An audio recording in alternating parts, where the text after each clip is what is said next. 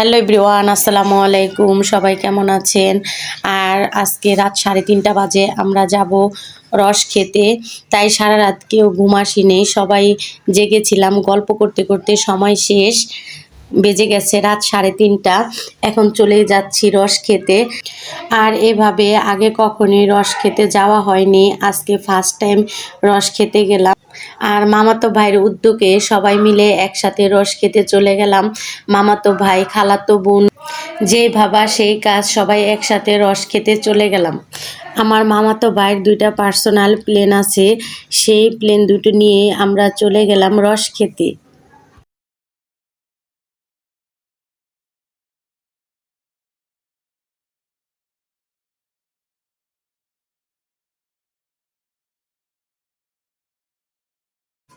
সবাই মজা করতে করতে চলে আসলাম খেজুর বাগানে। খেজুর বাগানটা দেখতে খুবই সুন্দর, এখানে প্রায় 35টা খেজুর গাছ আছে। ভোরের আলো না ফোটার কারণে ভালো করে ভিডিও করতে পারিনি, আর যতটুকু পেরেছি আপনাদের সাথে শেয়ার করলাম। খেজুর বাগানে এসে খেজুরের রস এইভাবে গাছ থেকে পেড়ে খাওয়ার মজাই আলাদা। আর ছোটবেলায় আমার নানা এইভাবে খেজুর গাছ থেকে রস পেড়ে আমাদের খাওয়াতো। আজকে আমার সেই কথাই মনে পড়ছে, নানার কথা অনেক মনে পড়ছে। আমরা যাওয়ার পরে গাছ থেকে রস নামিয়ে নিচ্ছে, আর এটা দেখতে আমাদের খুবই ভালো লাগছে, তাই আপনাদের সাথেও শেয়ার করলাম।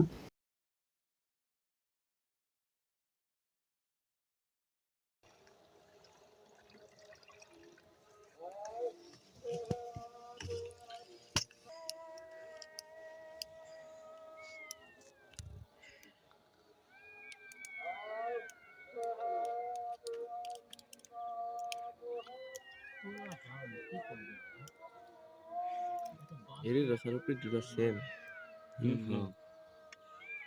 নাকি টেস্টের সমস্যা? না, দেখছো রস বেড়ে গেল।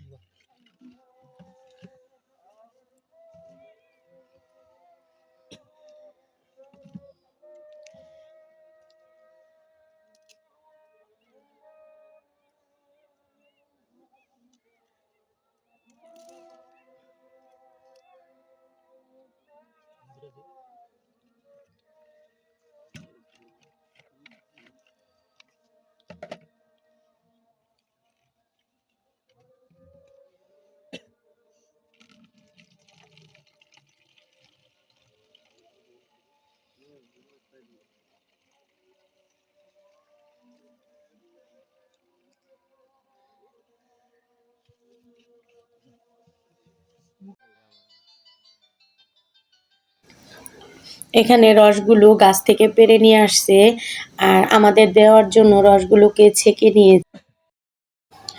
রসগুলো খেতে অনেক মজা ছিল, আর সবাই অনেক মজা করে রস খেয়েছি, অনেক এনজয় করেছি।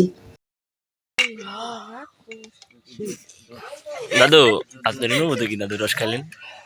রস রস রস অনুভূতি না সেই দাদু।